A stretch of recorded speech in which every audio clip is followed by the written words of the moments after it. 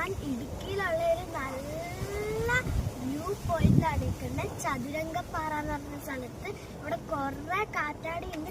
കാറ്റാടി അടിക്കുമ്പോൾ തണുപ്പും കാറ്റും എല്ലാം വന്നിട്ട് ഞാൻ എല്ലാം നിങ്ങളെ കാണിച്ചു തരാം.